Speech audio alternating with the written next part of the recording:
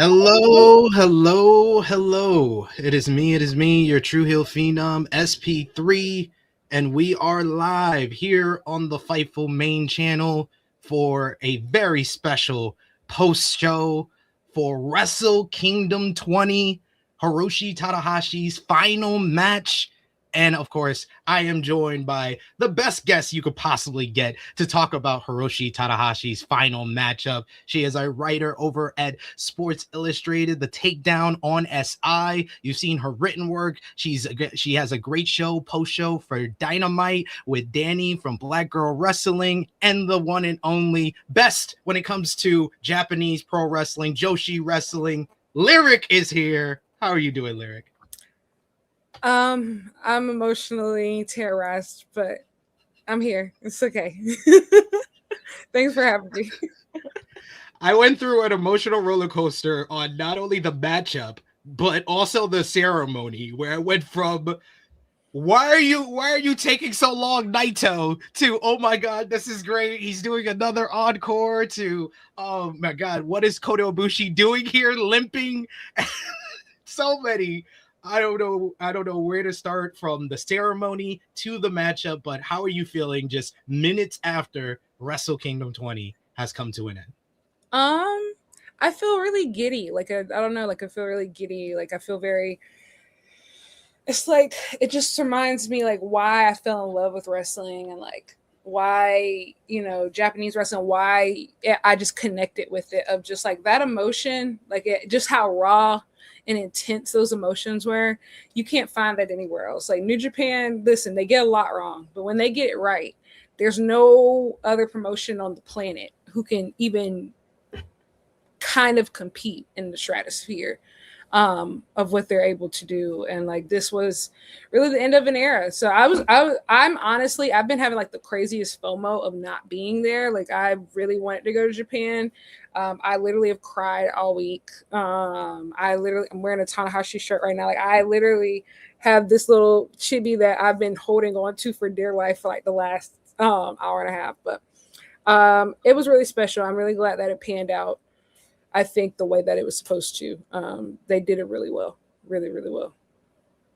Absolutely agree with y'all, and I hope you guys watching agree with us as well. We appreciate y'all if you're joining us live. Appreciate y'all if you're watching us on demand. I know a lot of people stayed up late and watched this very late into the early mornings, whether it's in the United States where it's about 7 a.m., 7:01 a.m. Eastern time. If you're in the Pacific, on the Pacific coast, it's about 4 a.m. Pacific time. For me in the UK, it is now noon, and I've been up since 6:30 a.m. watching this show, but we appreciate y'all either way. Remember to show your appreciation back. The simplest way possible is by dropping a thumbs up on this video. That helps us out so much. If you're watching us on YouTube, if you're watching us on Twitter or Facebook, just drop the thumbs up. That helps us out a lot. You can also share this video with all your pro wrestling fans, friends, and family on all your favorite social media platforms. If you're new to the Fightful main channel, hit that subscribe button, hit the bell to stay notified for all the great content here. We got post shows for AEW,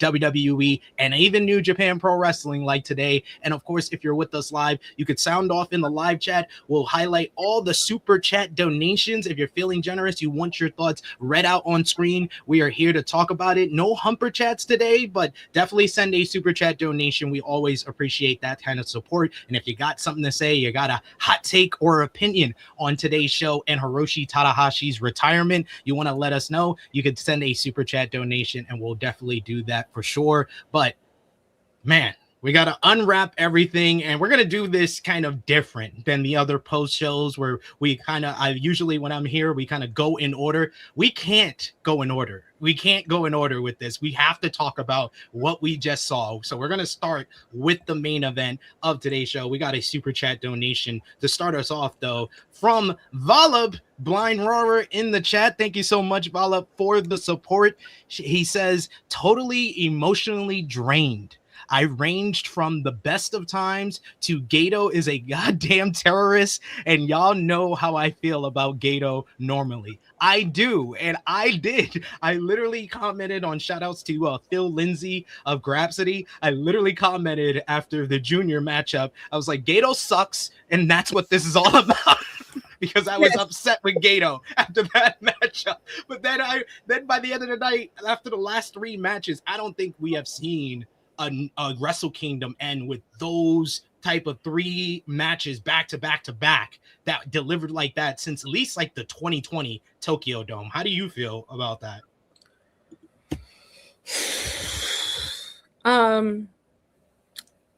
I think like the range that I've experienced tonight, I don't know how to explain this to my therapist. I don't know how to explain this to my therapist of that this is what I willingly put myself through this. I just don't. I just kept thinking about that of just imagine explaining Gato to my therapist. I can't. We went from blatant terrorism to some of the most generational moments that I'm going to carry with me for the rest of my life. And I think the real kicker is after that terrorism, following the IWGP heavyweight double title match. Yeah. Seeing Gato physically like that, like immediately being confronted with him physically, it felt like a personal attack. Yeah. Every day we stray further and further from the Lord's light, and luckily Tanahashi is still good in those parts. And so, he's trying to save everybody. But this is the last time, guys, that we're going to get bailed out. I don't know if I can do this. I'm going to be honest, for the rest of the year. I don't know if I can do this. I like to try to hold on. But he got to go. He has to go. Like, he has to go. And I try to be like super neutral about things sometimes because I'm gonna be honest, like wrestling fans complain about a lot and like sometimes like they overreact. No, Gato has to go. Like this, it was unacceptable. Luckily, there are just generational people here who can kind of balance that out, but you don't have that feel safe anymore. That's how I feel about it. Like it's the end of an era. So yeah, get him out of here. He has to go. Like he has to go. It really is like emotional whiplash watching New Japan Pro Wrestling. Like I started off 2025 like ravens from the rooftops after Gabe Kidd and Kenny Omega at Wrestle Dynasty and Gabe and Yota Tsuji and Goto winning the championship at New Beginning and New Japan Cup with Zach and Taiji and David Finlay winning Goto's championship run. I like first 4 months of last year, I was like, New Japan's going to be the promotion of the year. Then Dominion happened. And then I was like, oh, so much for that. And it took today for me to realize my love for New Japan Pro Wrestling.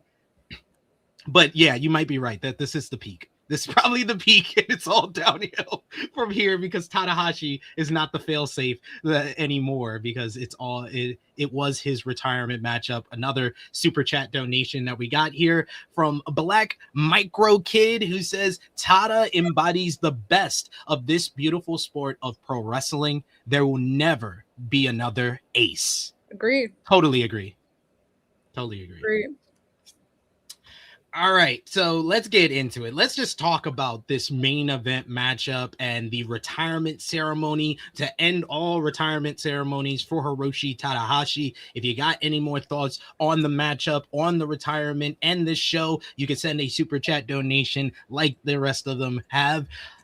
Let's talk about it. It was Hiroshi Tanahashi versus Kazuchika Okada, one of the greatest rivalries in New Japan Pro Wrestling history. It was Hiroshi Tanahashi's retirement matchup. First time Tanahashi and Okada are facing in the Tokyo Dome in 10 years since their instant classic back in 2016 for the IWGP Heavyweight Championship. Okada comes out with Curiosity, which was a key to the storytelling of the matchup, where Okada said before the matchup, he is not the Rainmaker Kazuchika Okada of New Japan Pro Wrestling anymore. He is AEW's Okada. So very cocky Okada early on. We get one of the first drop kicks early on is when Tanahashi was sitting on the top rope. He attacked Tanahashi with like DDTs on the outside. Tada was busting out all the hits in this matchup. He hits the second rope senton.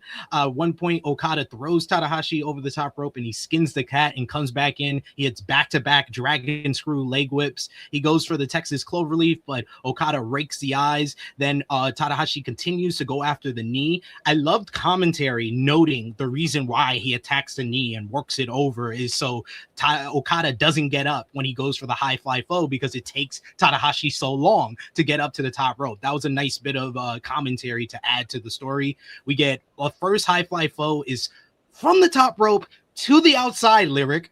This man is crazy. No, he said that I quickly figured out. I said, "Oh no, this is not no cute play the hits." He said, "I'm going out with the fiver. We're making Big Dave gag on the way out. We're giving everybody all of their things." And I said, "Whoa, we're having a real match." And honestly, it's so crazy because I kind of felt like at New Beginning in Osaka 2024, that was the match that they had. Kind of, it was very much so playing the hits. Oh, yeah. Gonna miss you so much, yeah. But this was real. I don't want to use the word like alpha male or anything, but like this was real top star competition. Like, guys at the top of their game, which I really respect. I'm glad that Tana didn't take my poor old man, my knees are cottage cheese. And they said, like, no, we don't make excuses over here, big bro. No, we're getting right down to business. And here's the thing, you're not going to need them again. Yeah, you're not going to need the knees again. So leave it all in the ring. Put it on the floor. That's how I feel. So they kept teasing Tada going for the sling blade. Okada would like break it out with like the flapjack. He hits the air raid crash neck breaker. He then slams Okada and he goes for the first. This was the key to this matchup was Okada just playing doing the AEW spots because he does the slam and then he does the dropping elbow drop that he does in AEW, which is key to what he does later on in the matchup. Then he does the Rainmaker flip off, which gets the most boos of the whole entire night. That got huge heat from the fans because they're like, "Oh no, you're not. You're AEW Okada. We hate you." Okada goes for the Rainmaker, but Tada breaks it up with elbows. He hits 3 twists and shouts. He goes for the sling blade again, but Okada reverses it into a tombstone. He hits the shotgun dropkick and sends Tada to the floor. Then he hits a tombstone on the ramp. They tease the count out, but Tada is able to get back into the ring at 19. And then Okada hits a third tombstone, twisting this time. He covers Tada, but then lifts him up to even more boos from the crowd. He then hits a discus Rainmaker and lifts Tada up again for more boos at the 2 count again. Tada blocks the Rainmaker. He hits some hard slaps that Okada just no-sells and then lays him out with a lariat, hits another lariat. He sets up for the Rainmaker, but Tada busts out the Ace Maker, hits the Rainmaker himself. We get a series of reversal that ends with Okada finally hitting the Rainmaker, but Tada gets his shoulder up at 2. Big pop from the crowd. Okada then applies the Boston Crab, taking Tada back to his young lion days. Then Tada makes it to the ropes. Another big pop. We get the Tanahashi chants echoing across the dome. Okada then taunts him with like stomps to the head. He hits a picture perfect drop kick. He goes for the Rainmaker again, but Tada finally hits the sling blade. He then busts out a sleeper into the PK doing the Shibata spots, and then he does the yayo, and the crowd explodes. He goes to the corner. He hits the Bombaye. He then goes up to the top rope, hits high fly flow, but Okada kicks out. We get Tada reverses a Rainmaker into a sling blade. He then follows with the Dragon Suplex, another one of his old finishers, but Okada kicks out. He goes for the high fly flow on the back. He hits it back up top, but Okada gets his knees up on a 4th high fly flow. They trade forearms from the knees. They go up to their feet. Tada fires up with forearm after forearm, but then Okada quiets the crowd with a drop kick. Then Tada blocks the tombstone. He gets him up for one of his own, and Okada busts out a Destino lyric. A Destino. He even does I'm listening to it all over again, and it's just like, man, yeah, match of the year locked up. And match of the year ain't been this locked up since 2023. I think like when Ospreay like we've, these last couple years, I feel like, there's been a lot of contention. Just because I will say there were a lot of great matches, but there, some years there's that one match, and that's what the fucking Tokyo Dome is supposed to be about. You're supposed to set the tone on January 4th set the bar so high, nobody's going to reach that for the rest of the year. Doesn't matter if they pull out their baddest heifers on the floor. It doesn't matter that when that Tokyo Dome match happens on January 4th, it's over. And we haven't had that in a while. We had that tonight. I said, I'll say it here. The previous match of the year before Tanahashi and Okada was only match of the year for 32 minutes, because the match before it I thought was match of the year, and then this one topped it. Well, I knew that was going to be broken though. I knew that one was going to be broken. This one, I feel like sometimes you'll have like, oh, this is match of the year until something better comes along. And then you'll have like your undisputed match of the years. Are just like, I know for a fact it doesn't matter who wrestles, what they do. Like, this is it. Like, unless I have like maybe one match in mind that could possibly dethrone this. And with the conditions have to be absolutely perfect. Absolutely perfect. And that's Ospreay Omega in Wembley Stadium. I was going to say the same thing. I was like, that's the only way.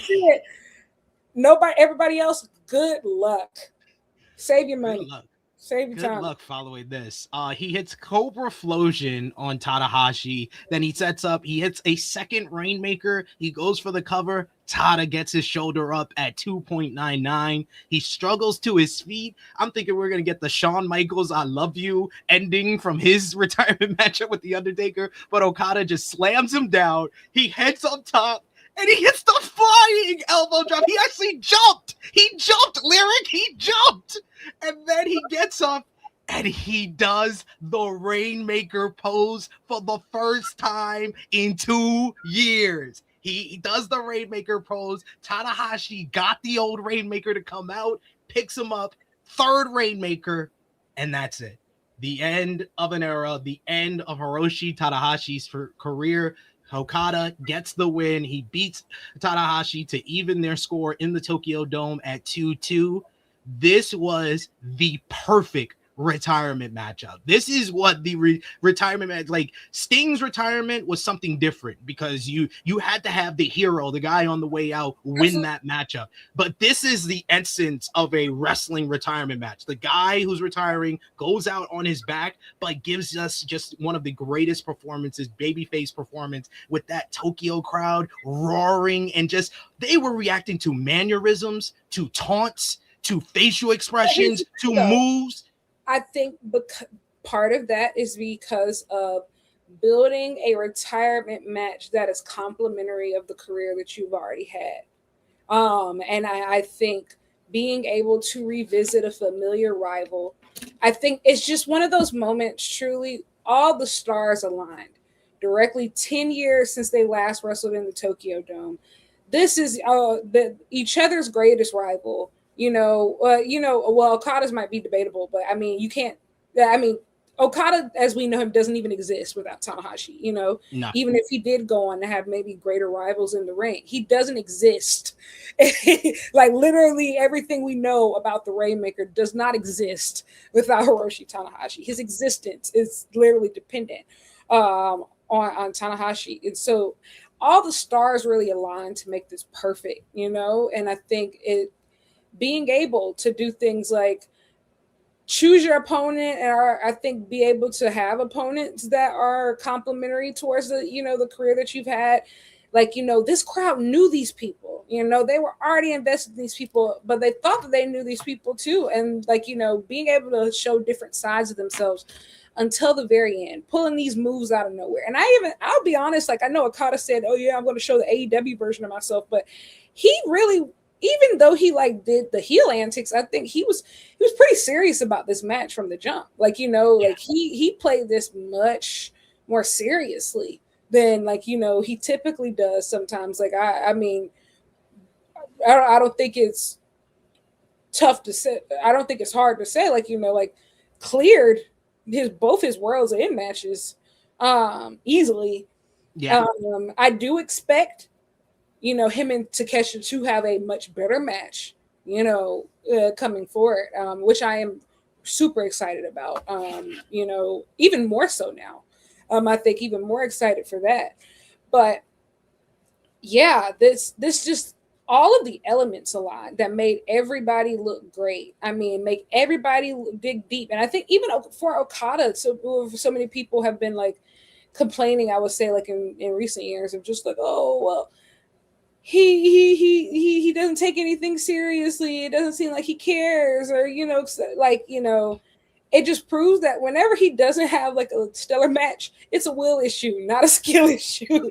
It's always that. It's always that. It truly is a will issue, not a skill issue, and it truly depends on how much he likes you. And I'm gonna leave it there.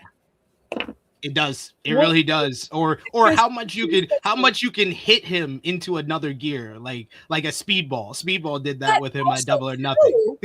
Another thing, it also shows how his traditional match style might not always come across well in the American style. The American style favors higher paced, shorter matches. This was Okada's sweet spot, being able to pace a match, go 33 minutes, in front of this crowd, he is more tailored to that type of storytelling style. So that made complete sense. It truly did make complete sense. It's not even just like, oh, he's much better in New Japan. It's just the entire style and format is just much more conducive to like how he was taught to wrestle a main event style and a big match style than the American style typically allows for, due to TV time constraints and all sorts of different stuff like you don't typically have to worry about when it comes to Japanese wrestling, but specifically New Japan. So it was cool seeing him back in his element, wrestling his way, because I think he shined even more so without those constraints that he's been having to deal with in America. Yeah, but this was one of his best performances in a while. Yes. He was the ultimate heel at the start, and for him to kind of break out and become that rainmaker again at the end, that was just beautiful storytelling. And Tanahashi's performance when it comes to his selling and the drama, the struggle that he brings, just a simple blocking of a tombstone was getting the roar of the crowd, oh, he's gonna get him up, he got him up, and he really just fell on the tombstone, but they made that look good and made it into a Destino. That was just, they were so smart and how they laid this out, how they performed this matchup. This was as good as any retirement match out there. Like I said, I said this on Twitter, I'll say it here, the perfection when it comes to a retirement matchup. You had the callbacks, you had a crowd that was fully invested into everything they're doing, you had the strong style, you had the emotion, you had drama, because you really didn't know if Tanahashi, I felt like a young wrestling fan again, because I was rooting for Tanahashi. I was just keep fighting, Ace, keep fighting, give me one more high fly blow, when he hit that pose, I said, fuck, I said, it's over. And I was so stunned. I think it was just in that moment, truly all I could focus on was Okada, because I know for a fact he's been protecting that for so long, of trying to distance himself, I think from just the illustrious career that he had in New Japan. So to have to dig that deep to go there, it just proof of who Tanahashi is, to bring that out of him, we will build statues. We will build statues of Hiroshi Tanahashi. That storytelling. Are you kidding me? Are you kidding me? Seeing grown men crying, Ibushi limping up the ramp. This is what we do. This is what we do. This is what we do. Sorry, continue. You brought up the post match, so let's talk about the retirement ceremony now, because this is a match within itself. I said this to Lyric before we started. I was like, I probably have more notes for the retirement ceremony than I did for the match, because it took me a while to get to basically be like, okay, this happened, because I was into the match from the minute go, so it took me a while to be like, oh, I should probably write notes for this too. But post match, Okada gets on the mic and he says he knows Tanahashi is tired, but he thanks him. He says, thank you. And he sends him off. He walks off. Tanahashi slowed to get up, but he finally gets up, and you hear the fans roaring for him, the Tanahashi chants. Then they do like the formal ceremony. First, the sponsors come in to give him flowers, greeting him. Then we get the music of the Switchblade, and oh my god, I popped. I ain't popped for Jay White like that in a long time. It was good to see him, period, obviously, because he's been out with injury. He looks great. But I think the best part for me, and it's crazy because in that first wave of people that came out, these are several of like my favorite wrestlers ever. Yeah. I love these guys, and these are people that I've continued to follow in their careers, even past New Japan. But the best part was seeing how Tanahashi reacted to them when they came out. Like watching his face, or like him trying to hold it together, and seeing how they react to him, and also seeing like even like somebody like Ospreay like trying his best to be on his best normal behavior. I said, is that his suit? Did he comb his hair? He combed his hair. Like I said, oh, everybody is so sweet, like being on their best behavior today. And then comes fucking Kota Ibushi, right? And then Kota Ibushi, because Will look so good that I have my friend, shout outs to Romeo. He was like, "Look at Chris Evans here." I was like, "Yeah," I was like, he does look like the Captain America. He looks so normal. And then you know what? I can say this here. I didn't tweet it because I don't think I want a written record of me saying this, but it's always funny. Ibushi always likened Tanahashi to God. And it's just kind of, that when God told, what was it, Peter to walk on water? Walk. Yeah. And walk. That's That's what Tana did to this, because next out was Kenny Omega with Devil Sky, and then I just see this person leaping behind him, hopping. I'm like, what are you doing? It's Kota Ibushi. And I literally wrote in my notes here, Lyric, I was like, he is a madman, in all caps. That's what I wrote in my notes. He is a madman. It's the pride of the wrestler. I've seen in so many retirement ceremonies, or like anniversary ceremonies, you'll see like these older wrestlers, like you spend so much time trying to look strong to where a lot of people, they hate showing weakness. So you'll see guys who clearly need a cane, or clearly need a walker, or clearly need a wheelchair, and they're hobbling in there to try to get through. That it's so funny. Like it's always so funny of just like how prideful men can be until like the very end. I wasn't shocked because like knowing what Tanahashi means to Ibushi, I knew he wouldn't have missed it for the world. Yeah, somebody said Takia Mania. That's literally, guys do it literally all the time. Now, it's a difference between stumbling through Cork and Hall and then stumbling on that Tokyo Dome ramp, because it's like, and also, him and Kenny still locked in. Kenny's trying to like slow down without making it super obvious that he's slowing down and waiting. He's like looking at him walking. Golden lovers forever, man.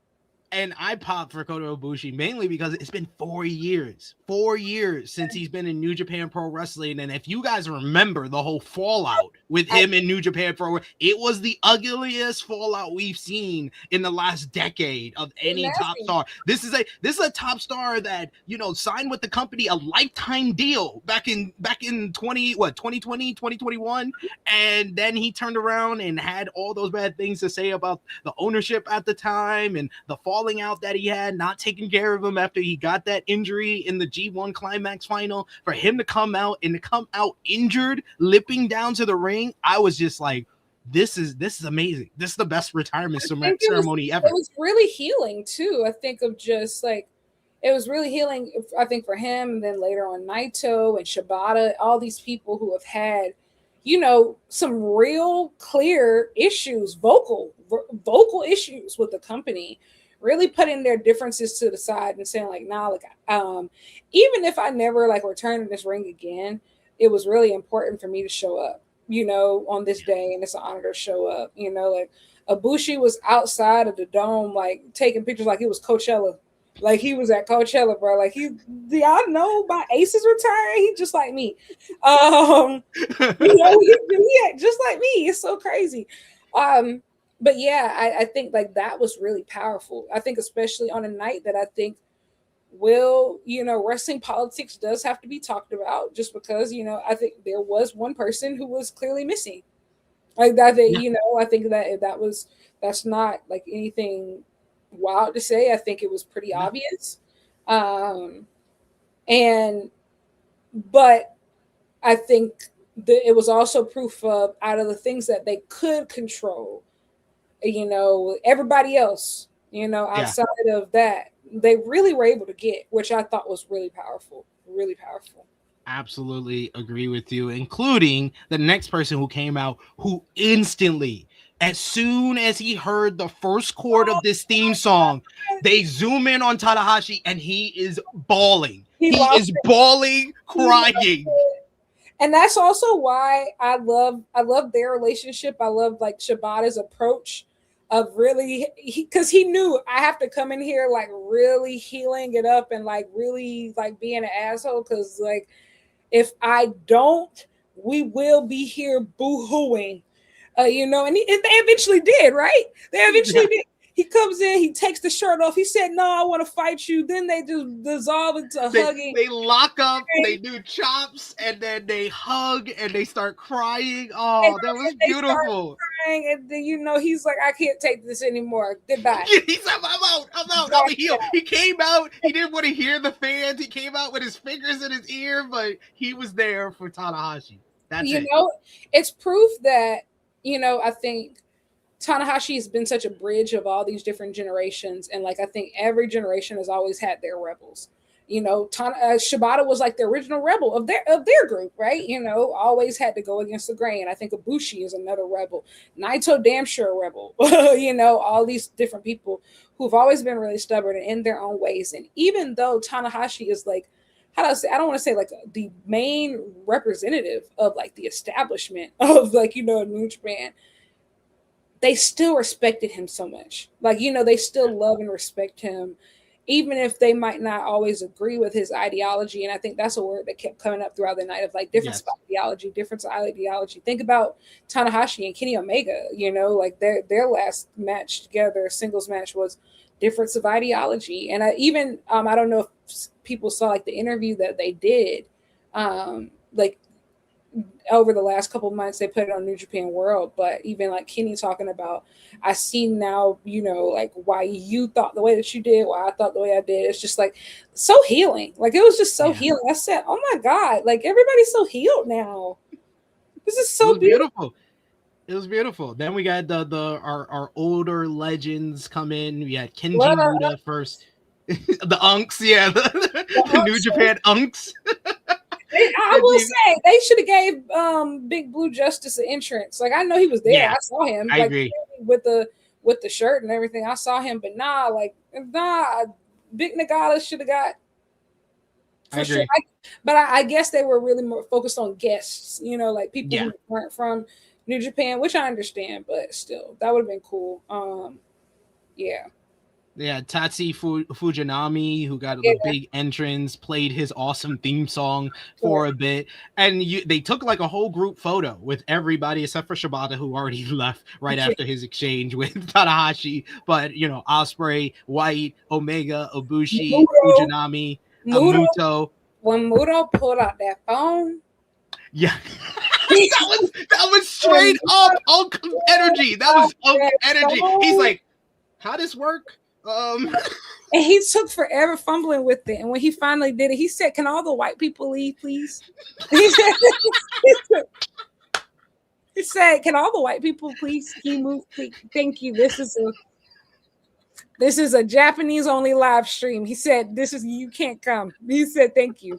Everybody step aside. Yeah, white people in Ibushi. Thank you. That's enough of that. That's enough of that." Excuse me. He said, so let me squeeze right past you. Thank you.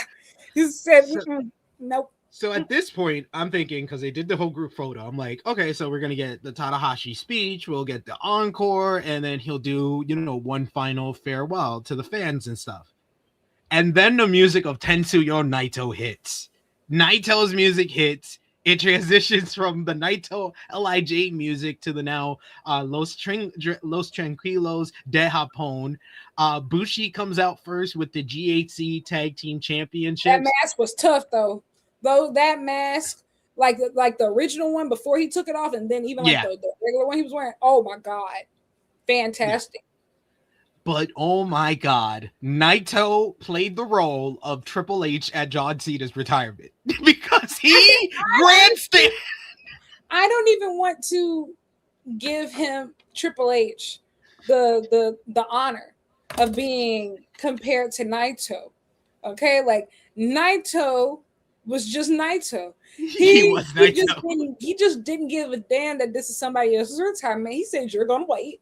And I think what was so funny is that Tanahashi had played so gracious and happy to be here. It was the look on his face when them tears stopped. He said, like, why is it going into a different song? His song, brother. And, brother, you gotta be kidding me. He followed him right up, but you could tell like he was really happy because even like I was like, is he gonna do it? He's gonna put the fist up. And I said he's gonna do it. Oh my god, it just made you feel good, like wrestling's supposed to make you feel good. Like that shit that Gato had us feeling earlier today. That's not of God. That's not of God. That is not what we were promised. That is not the blessings that we were promised. Okay, none of these words are in the Bible. Jake Lee, those words are not in the Bible. They're not. I did prophesize. No. No. No. No, that was my second most happiest moment of the whole entire. I'm sure. You're happy about being right about terrorism. Ooh, cool. Anyway, sure. How are you gonna put that on me? Like what? Hey, you put it on yourself. Oh, but Naito does say some nice words about Tanahashi. Like you said, gives him the LIJ fist bump. Then we get Tada giving us one of the best air guitar performances ever with multiple encores. He gets the biggest guitar he could find. It goes way up into the air at the Tokyo Dome and he catches it, performs the air guitar. Then he says some final words. We get the 10 bell salute with Tanahashi. I want to say something really quickly about what Naito said. Naito spoke in code. He said, might not never wrestle here again, but I would love for us to reconnect in New Japan again. Translation: I will come home when you get rid of him and you add some money to my check. That's when I will come home. And I had heard that this is all speculation, but I had heard rumors that before Naito left, he was actually involved somewhat on like the booking team, like in some ways. And it made sense because I said, to be honest, after he left, that shit really did fall off a cliff. Like we were doing so well, you got to think about Stitch. Like Wrestle Kingdom was decent outside of the main event. Wrestle Dynasty was pretty good. New Beginning in Osaka was godly. I think we had a decent New Japan Cup. And then Naito announced he's leaving, and then suddenly it was like a sharp boop. Yep. And so like that kind of makes sense. And it just makes me think of like, And obviously money's always a thing. Like money's always a thing. Yeah. But that kind of it would check out if like that was actually true. That would make sense. Yeah. And so I think that there was very much so a lot between the lines. And even if anybody's like been monitoring like Tokyo sports over these last couple months since Naito's left, he's been like teasing people like, yeah, I'm gonna do an interview because I have a message that I want to be relayed to Hiroshi Tanahashi. I have a message for Tanahashi I want y'all to get out there. So it's just kind of like, he's been very clear. I will come home. And the thing is, you can tell Naito's heart ain't in it when it comes to these other promotions for it. His It heart's really not, isn't. it's not. He's a New Japan guy. Like, he's a New Japan guy through and through. He loves New Japan. It's yeah. He wants to come home, but he's so stubborn, which I appreciate, right? I really appreciate somebody just being really stubborn about professional wrestling. But yeah, I think that was really interesting what he said. He said, yeah, hopefully we can reconnect in New Japan one day. He said, get rid of him. Get him out of here, and I'll come home. And you heard the reaction for me. The people still love me. They still want to cheer Naito in the Tokyo Dome. You want to sell this thing out again? Naito retirement match in the Dome. Like, just be honest. Like, yeah, really getting him back to retire in New Japan in the Dome. Like, you want to do it again? Yota Tsuji versus Tetsuya Naito? I was gonna say that because Yota Tsuji definitely proved tonight that he is Naito's student. Even too, Naito's barely wrestling. He has like that. Keep shooting them knees up with them stem cells. Give him a year of an abbreviated schedule. Like, yeah, you want to like keep these numbers. Yeah, you got to get him back. I'm sorry, y'all do need him. Yeah, sorry, it's true. It is true. Yes, him is in fact Gato. Yes, him. Him. So yeah, he fights back the tears on the 10 bell salute. He poses for the crowd. The Tokyo Dome crowd chants for him to pose again, and he does it again. It's just a great moment. Then they give him a full-on parade around the Tokyo Dome so the fans can be close to him. It's like he's on one of those WrestleMania 3 floats where he's just he's got a couple of the young lions and wrestlers around him basically as he walks around, greets the fans, getting so the fans can be close to him this one final time. I was like, this is great. Then Tanahashi gets one final promo on the top of the stage saying that he is so happy he fell in love with pro wrestling. He said 26 years ago he started this. He says it's because of every single fan that has brought him this incredible life in pro wrestling. And he gives one final yell to the crowd. Man, this was one of the most beautiful and well done retirement ceremonies that really celebrated the person, gave them that time to kind of spend the time with the fans that one last time, because the fans, every person, it was 46,913 in the building, a sellout in the Tokyo Dome, and I don't think not one person left their seat for the entirety of that retirement ceremony that lasted as long as the matchup. It lasted like 30 minutes plus, the retirement ceremony, and everybody was there to soak up every single moment of it. Absolutely. And to have that level of attention in an age where people have no attention span is incredible. Everybody was incredibly present. Even I think people watching at home, I think were incredibly present. Like, like even on the timeline, I noticed that, people weren't tapping out for real. Like nobody, sometimes like during the show, if it's too low, people are like, oh, I'm going to bed. Like they really, like, I think folks really stayed up just because nobody wanted him to leave, And this is also, I'm going to go on like, how do I say it? Do I want to say an anti-capitalist tangent? I don't know if I can do that here. This is why the affordability of wrestling is so important. We should never be pricing out working class families. Great.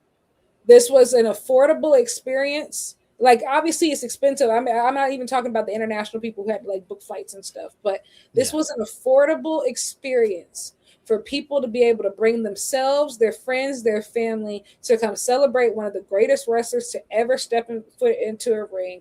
It was accessible and it was affordable. And I think like that is a point that like we're really like, I hope gets through people's heads. You should never compromise your actual base for the sake of mainstream attention. Being able, everyday people are your bread and butter when it comes to professional wrestling. This is accessible for a reason. And so I really, really, really hope that that is a major takeaway of the you saw the diversity of different fans. Like, there's kids there, like, there's women there, there's men there, like it's some are family, people are single, like that's how it's supposed to be.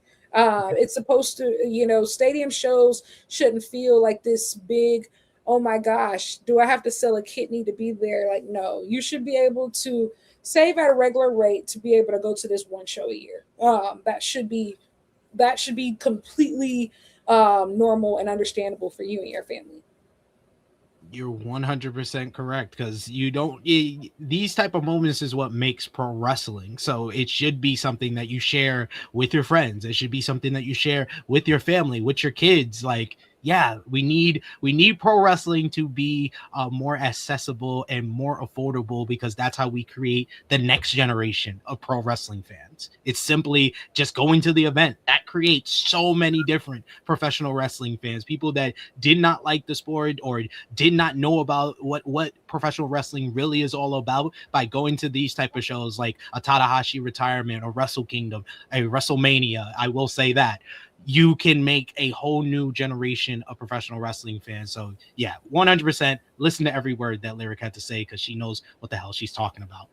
One last thing with the retirement ceremony we got to bring up, because you got to see my genuine reaction. Wait, and you can tell the people. First of all, you're skipping the Ace Mobile. Oh, well, no. I said the Ace Mobile for the parade. For the parade. High energy. Yes, that's what I'm talking about. Oh, okay. No, I said about the full parade when he was on the Ace Mobile, which was like the carts that brought people down to the ring at WrestleMania 3, and he's like waving to everybody and stuff, like he's on a parade float. It was beautiful, but high energy being played. Lyric saw my genuine reaction where I just went, oh my God. I was going nuts, because that was the one thing that I wanted. I wanted my high energy. I recently, on the True Hill Heat Patreon, on our show Goat Match Series, me and Jimmy Macaram, we are watching every single Hiroshi Tanahashi and Okada match. And we watched the New Beginning in 2012, their first match ever, the Okada Shock. And I literally, when the music played high energy, I just got all my memories coming back to me of watching Tanahashi when he was like doing all of this in the rivalry with Okada. And I was just like, man, this music is so good. I hope they play it in his retirement match. I literally said that there. I've been wanting this.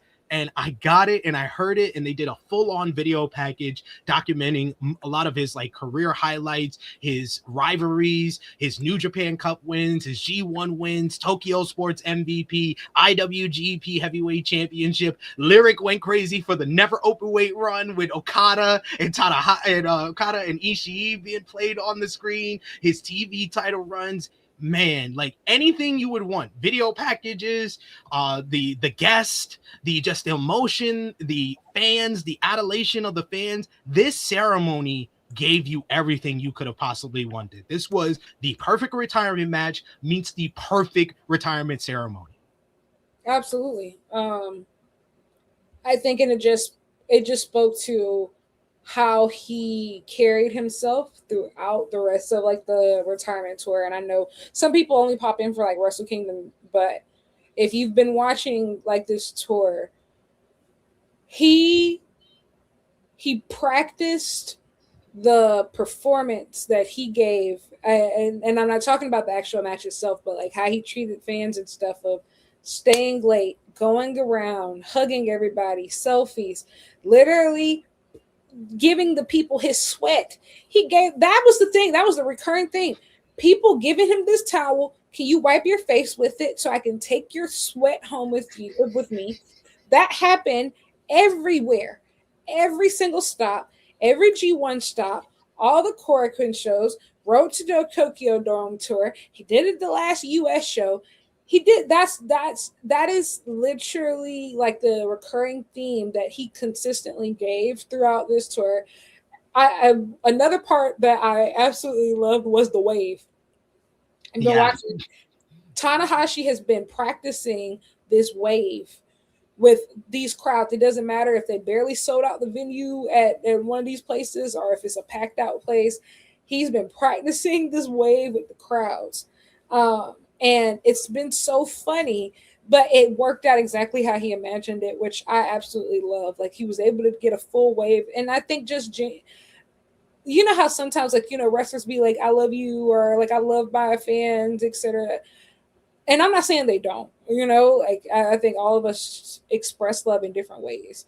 But Tanahashi was able to communicate it in a way to where I felt it, even for me through my TV screen. Through my TV screen, I felt it, and we'll never see the likes of it again. I will never see likes of it again. I said his direct descendant is Willow Nightingale, but that's a conversation for another day. Not too many more people though, like who could bring that type of reaction out. Yeah, this was so beautiful. It was such a special night to just watch, and I know for the people in the building, they're never going to forget being in the building for Hiroshi Tanahashi's retirement, and how, like you said, the respect, the legacy that he leaves behind. He is the GOAT of New Japan Pro Wrestling. Without him, this company probably doesn't make it to this year. It doesn't make it to the next anniversary show in March. Hiroshi Tanahashi is just another level. He is transcended. He is a generational talent, the 1 out of 100, the one in a lifetime. That is what Hiroshi Tanahashi is, and that is why he got the retirement ceremony and the retirement match to end all retirement matches. Every retirement match that follows this will now be compared to this night. Yes, I think it's very few people. Like you really got to swing it out of the park, man. When your time comes, it really shows who you are, who you ain't, and also like the support you had around you. That's why I'm a real Fed batter. I am. I'm not. I don't hide it. I'm pretty honest about it. John Cena deserved better. He didn't deserve that. Agreed. John Cena deserved that. I mean, he deserved better than what he got. Yeah. And like it goes back to capitalism. That really took over there. People deserve to have what they want. Tam Nakano, you're good in every hood. Beautiful. We saw the fruits of her retirement at this show. The fruits of her retirement. Sting, all timer. I don't know. What it is, what it is, guys. Some people got it, some people don't. Tanahashi, the thing I keep saying, he led from the front until his very last day. Very last day. Indeed. We got a bunch of comments to talk about this retirement matchup, the retirement tour in general with Hiroshi Tanahashi. So we're going to highlight those now. We got first up, Mocha City, ya bitch, who says, retirement tour done right. Great send-off for the Ace. Damn good show. I thought this was a great show. By the end, I was like I had my down point, but by the end, I was like, that was a great show. This was marketed as a 4-match card. It was a 4-match card. Listen, everything else outside of that, we don't talk about Bruno. You hear me? But the 4 matches that they pushed as 4 matches to pay attention to, they all delivered. And then you had that 10-man tag that I thought over delivered as well. That was a lot of fun as well. I know why you didn't like it. I can't say I agree. Like I said, 4 matches in my mind. It's my mind. Big thumbs up for that 10-man tag. Yeah.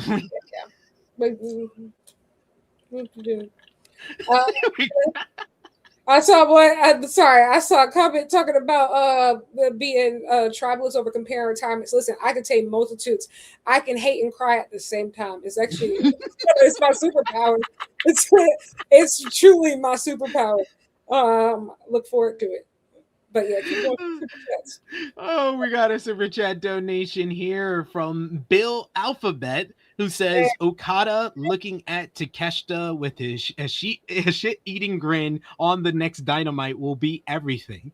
Yes, this is why I wanted them to wait for their first matchup. I wanted them to pull it back one more time because I thought that the Okada taking the Tokyo Dome main event from him and then winning the Tokyo Dome main event while Takeshita lost the IWGP World Heavyweight Championship, I think adds even more to that rivalry that's going on in AEW. But you know, yes and no.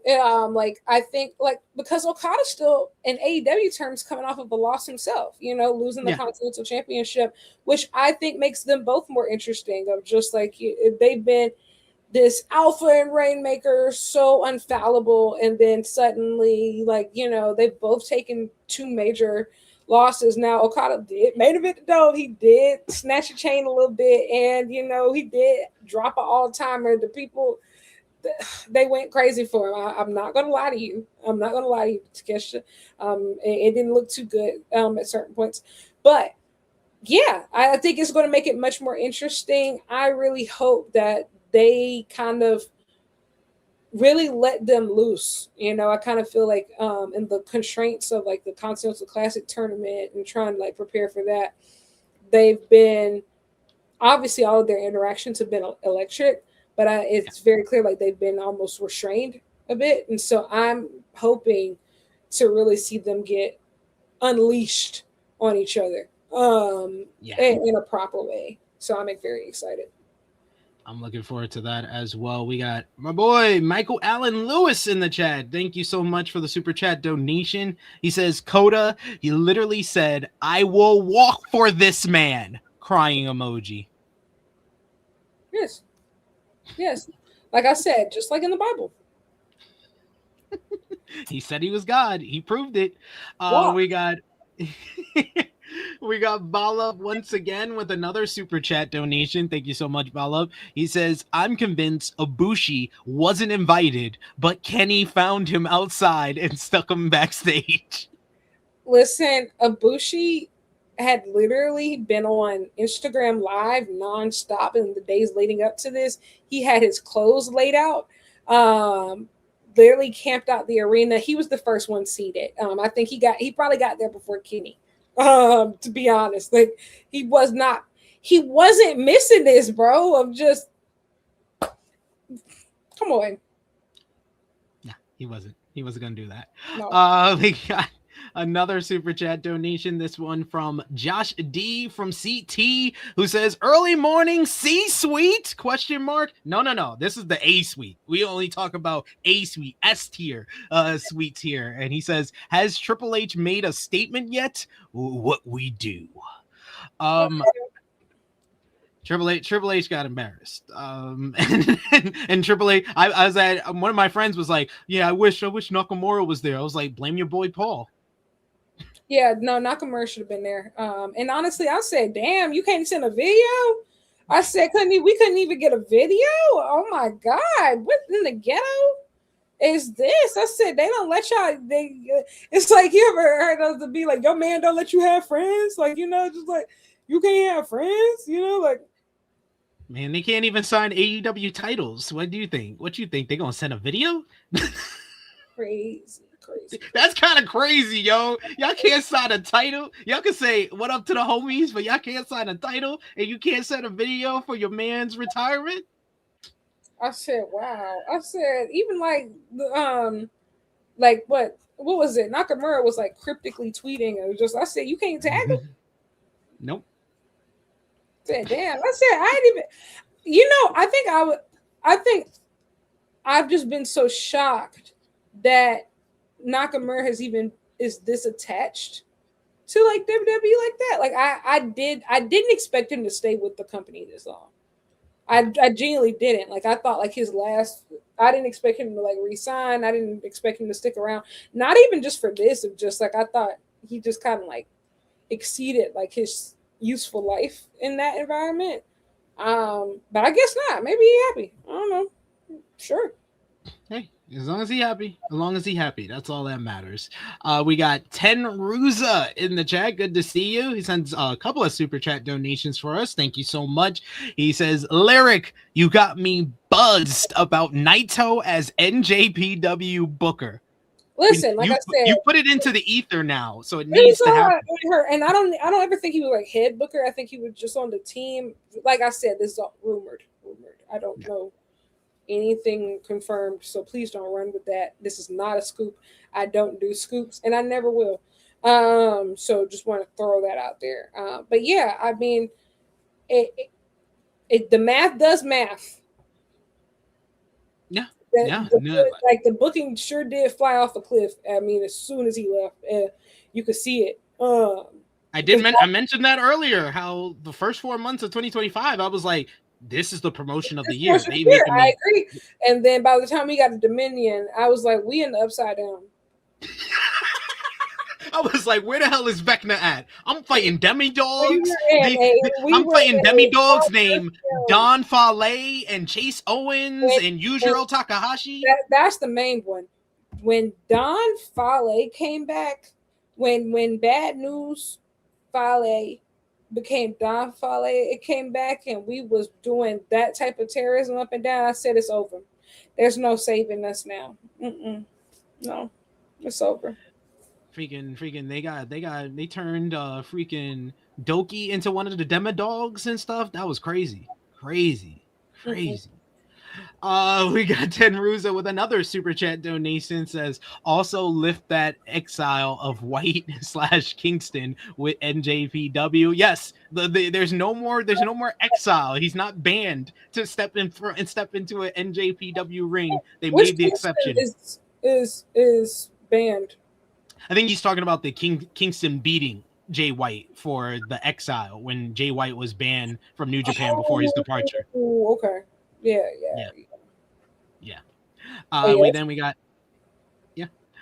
We got a super chat donation once again from Tenruza, who says, "I wanted a face-off between Tsuji / Okada. Tease it. Can I be honest? Okada. Oh, go ahead. No, go ahead. I want to be honest. I am actually very worried following like the ending. I really like the match to Takeshita and Tsuji. God scared about what comes next because, and somebody said this on Twitter, but it was just like, this didn't feel like a crowning. Like it didn't feel like the crowning it was supposed to feel like. And because I reflected on this like later, I was like, why didn't Tsuji and Tanahashi have a moment? Mm-hmm. Like this new double champion, like why? Just why? Especially when you think about at Tanahashi's final farewell in his hometown, Gifu, like Tsuji was his main event. That was his opponent, Yeah. That was the last time he challenged for a title, which was the global heavyweight belt. It's just odd. Like, I'm not gonna lie, like it is odd. Like that is like the biggest question mark. Like I think I have coming out of the night. That's why like you talking about Tsuji and Okada. Tsuji and Tanahashi didn't interact. Like that, which makes me feel like, okay, like is this the actual crowning that I think it was gonna be? I don't know. I'm actually legitimately worried. And because of that, he'll never be on Okada's even radar. Like if you're not even the company's guy, Okada's not even going to think about you. Unfortunately, that's just how he is. Yeah, he didn't work with him before he left the company. So like, yeah, what I was gonna say is that I was gonna say the reason why you're not gonna get that is Okada just came back for Tanahashi. I don't think he's coming back again unless something's big. Maybe he comes back, but this is it. The only other person that could even somewhat tempt to get out of the house is Naito. That's it. Yeah. And Naito technically doesn't even work there anymore. No. So literally that's it. There's nobody else that they might, maybe, kinda, possibly could dangle Aaron Wolf in front of his face. Maybe. After tonight, yeah. Maybe. And even so, that'll probably be more so. They might use that for Forbidden Door. I said, like, I think that Aaron Wolf should work Kenny, but Okada also works in that spot for Forbidden Door. I think either of those people. But, I think it should be attraction versus no attraction. But that's it. He's not going out of the house for Yota Tsuji.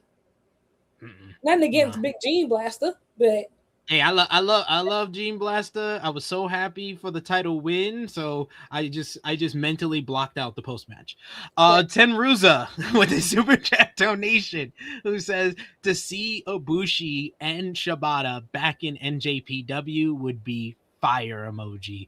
Well, you're not going to see Ibushi back in a ring until like 2027, 2028 possibly. Yeah, like you should just worry about Ibushi getting back into the ring, and Shibata. They didn't want to let him wrestle a real matchup in New Japan, guys. And also going back to that Omega Tanahashi interview, the original plan before Ibushi got injured, they were going to do Golden Lovers versus Tanahashi and Shibata. I mean, Tanahashi was really the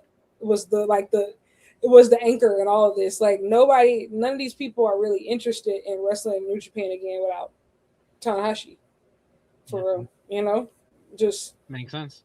And everybody kind of got their happy ending, and I'm not saying like it got exactly how you want it, but Shibata and Tanahashi got to team up in London, and then they Omega, Bushi, and Tanahashi all got to team up in London. So yeah, that's not happening. And also too, just like I don't think you want it to happen. I know people think, but it's just not going to play out the way that you would like it to.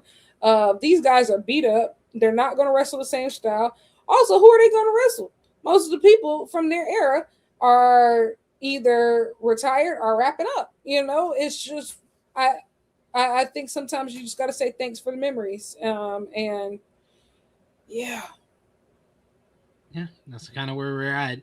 We will read the rest of the super chat donations in a bit here because they have more to do with the stuff we still have to talk about. But of course, if you are watching this, we appreciate y'all for joining us live. We have over 2,800 watching us across all platforms. So if you haven't already, drop the thumbs up. If you're watching on Facebook, drop a heart. If you're watching on Twitter, drop a thumbs up. If you're watching us on YouTube, and of course, we got to go with one of our ads here because we love when you can watch wrestling from wherever you are, but of course sometimes you need a little assistance with that, and for that you probably need to be in a different location when you're in the United States or in the UK like I am, so maybe you need some of this. There is no product that we have promoted more on Fightful that I use while I'm awake than NordVPN.com/Fightful. You guys have probably seen me anchored to my desk an awful lot for quite a while, and I've always got NordVPN on all my devices. That's because that's what NordVPN.com/Fightful allows. You get the fastest VPN in the world on all your devices, on all your operating systems. It is so beneficial to have that versatility. Here at home, I put it on my router just in case, and I put it on my phone, laptop, desktop, PC, and smart TV. That allows you to get all the benefits. The online threat protection, the ability to change your virtual location with just one click, the ability to use that NordPass password manager, the file encryption tool, all that good stuff on everything. Also, you can subscribe to all those overseas services I'm telling you all about, all with 24/7 tech support and a 30-day money-back guarantee on top of an already amazing deal. Protect yourself on all your devices with NordVPN.com/Fightful. Thank you to NordVPN for sponsoring the review. And we got to talk a little bit more about this show because we spent the whole first hour talking about the Tanahashi retirement ceremony and retirement matchup, as we should have, and to talk about your super chat donations. So we'll go right from the top and we'll end off with the double title matchup that we mentioned about earlier. So the pre-show, we had to mention Walker Stewart and Chris Charlton were on the call, and they did great. They were great throughout the night. Really good, really good commentary. Really good. Such a great team together where, Chris Charlton, he can do like the translations for the Japanese promos, and he is more kind of in tune with the culture there, while Walker Stewart is one of the best play-by-play guys in the business today, like telling a story. I waxed lyrically about his performance across 5 hours of Stardom Dream Queendom. Like 5 hours on your own? Like I'm a big fan of Joey Styles growing up, and he was like the first guy I ever heard calling wrestling shows on his own. But to do 5 hours and to tell every story in the great detail and knowledge and insight that he has, it's so good. And he was great once again today. So got to give it up to Walker Stewart and Chris Charlton on the call. Also want to give it up to the stage and the set lyric. It looked immaculate. Absolutely. This is one of the best they've had in years. Very regal. I love, and I'm a sucker for pageantry, right? I'm a sucker for pageantry. I love spectacle. I'm just not willing to sacrifice it for wrestling quality, right? And that's why I've always loved Wrestle Kingdom, because I always feel like it's like the best balance, I think, between both of those things of high level wrestling, at least it's supposed to be, and spectacle. And the stage, I think the presentation, and like if anybody's ever been able to go to like the Tokyo Dome, I don't think that there's truly anything like it. And I can only imagine what it was like fully packed, you know. That ramp is just so long, and it's just really special. Loved the staging, and I think like the colors of it all, and it's just seeing what other people bring to their entrances, like how they make it special. It was really cool. Very cool. So the pre-show, they added a new matchup featuring the Young Lions, which I have to say, this is one of the best Young Lions class that we've had in a very long time. Probably since... Huh? You missed this one? Well, I'll go over it very quickly. It was Shomo Kaito, Tatsuya Matsumoto, Katsuya Morishima, and Masatora Yasuda in tag team action. The ones who picked up the win, of course, was Morishima. If you've been watching this Young Lion class, 9 times out of 10, Morishima is going to win this one. So he won with Boston Crab on Kaito. With he basically did some squats to add in to get the submission. So a lot of energy from the Young Lions, a good showcase for them. Then the actual kind of pre-show matchup that was advertised before yesterday was the World Television Championship up for grabs, as you had El Phantasmo defending against DDT's own Chris Brooks. They did do some DDT spots because Chris Brooks' stablemates were at ringside, and they did a slingshot spot where they slingshot this thing into ELP's face. Brooks with a cheap shot on Jado got things a little bit more heated. I thought the last couple of minutes were strong, with ELP finally getting the win with the Thunder Kiss 86 to retain the TV title. Were you able to catch this one? Yeah, I saw the end of it. It was a match. It was okay. Fine. Yeah, it was fine. I don't know if we needed it, but it was fine. September, spring, summer. Yeah. It was okay. Solid stuff. Lovely intro video where Tanahashi is like he's in front of a green screen, obviously, and he's just doing the air guitar and he's dancing and he's just I was like, what is this? The Cosby Show intro? I will say, seeing like a lot of like the mainstream-esque press that Tana did leading up to this Dome show is so funny, bro. Like, it's so funny. I saw him. He went on. What was it? It was some type of food influencers tour, and I said, like, what do they got you doing? Like, what they got you doing? Trying to keep up with the kids? What are you doing? Come on, man. He just be smiling though. He's That's just the most my ace. Don't chat him. Lovely and likable babyface ever. Like, like I said, it's a difference between playing a babyface and living it. Everybody's not built. He lives that life. He's about it. He's about that life. He is. So the opening matchup on the main card was, of course, the New Japan Rambo. We talked about this over on the Takedown on SI on our prediction show, that this was one of the more star-studded Rambos that they've ever done, because you said it, 3 of the last 4 Tokyo Dome main eventers were in this matchup here. So it was Toru Yano, Yo, Master Wato, the defending never openweight 6-man tag team champions.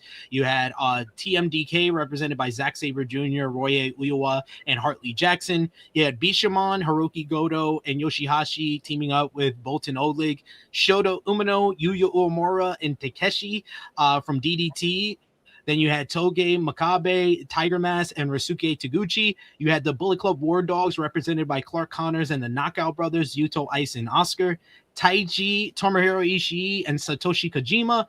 House of Torture represented by Sanada, Ren Narita, and Yoshinobu Kadamaru. So the order of this one was first out was Umino Uemura and Kasai Takeshi, who came out with a full K-pop performance. J-pop. Oh, J-pop. Excuse me. J-pop. You're right. It's Japanese. Yeah, you're right. J-pop performance by The Rampage, which is his group out in Japan. I thought this was pretty cool. This man was cutting it up right before he had to wrestle a match.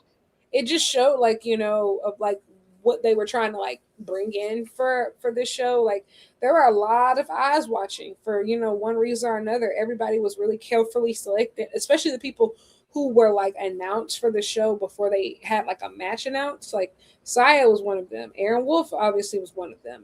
Kaisei Takeshi was also one of them. What they were looking for. Now, I will say, I do believe that New Japan has their recruiting hat on, 1000%. Especially, I don't know if anybody like saw like the build to all of this. It's just what was it? Tana went DDT. Then like he starts hanging out with this guy. He's like, I think Takeshi is a star. I think you need to come to Wrestle Kingdom. He can't come to like, I don't know, like a house show or some shit first. Just we going straight to the dome. Yep.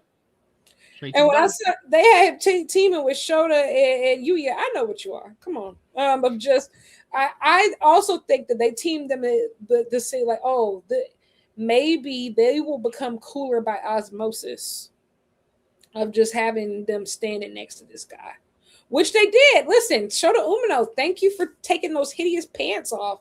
The shorts are much better.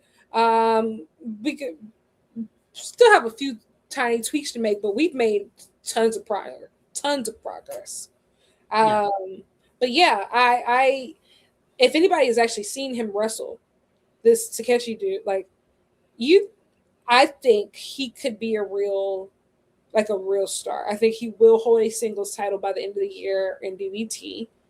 I think that his wrestling career will be as big as he wants it to be. He has a lot of different commitments, but like he really caught the wrestling bug, and he's recently said that he wants to wrestle more close to full time, which is crazy, like to do this on purpose when you don't have to. DDT is the new Noah. I said that, but yeah, DDT is the new Noah. So hey, wise decision. Yep. Wise decision. It gets to a point, guys. It's just like these pure orgs, everybody for the most part, like especially like the traditional ones, like the big three, New Japan, All Japan, and Noah. All three of them are really due for some come to Jesus moments. New Japan just has the privilege of being like the biggest one always, so like they always have more like negotiating power, I think, compared to everybody else. But man, all three of them just really need to sit down, and we need leadership overhauls. We need conversations. We need an honest look at the talent pool. Some people need to start moving around. But yeah, that's why, listen, DDT might be small, but they do have their stuff together. They know what they like. They have a lane. They stay in it. Yeah. They play their lane very well. Someone who also plays their lane very well is the fashion monster Sanada. I have in my notes, what the F is Sanada wearing? He looks like a Tron robot. But I was like, this is great. This is actually a candidate for the best entrance gear of the night. The wildest part about Sanada is that I said that at multiple times in the night. Every time he appeared, it got worse. I thought what he wrestled in was bad. Then he then he showed us what he wears in the street. Big yellow boots. Big yellow Croc boots. Thank you. Croc boots. Yeah. No. We should say it. Big yellow Croc boots. Hashtag big yellow Croc boots. Mm-hmm. Third out was the Bullet Club War Dogs, who came out with your girl Tekla. Tekla getting the Tokyo Dome entrance. Bro, I'm not gonna lie. I think I just laughed so hard because I love how people know just how important the dome is, to where it's just like, hey, yo, I just gotta walk that ramp one time. Like, put me in, bro. Like, just let me come in. Tag me in. Tag me in. But I just want to do it. I just let me walk too. Please. Like, seeing people mark out like that, just like, no. I want to walk. I do. Because why? Because in real, like, that doesn't even work for Stardom anymore. No.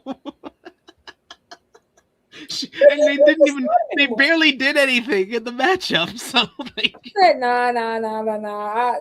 It's Tanahashi. It's the dome, man. I'm feeling good. It's kind of like, you know what?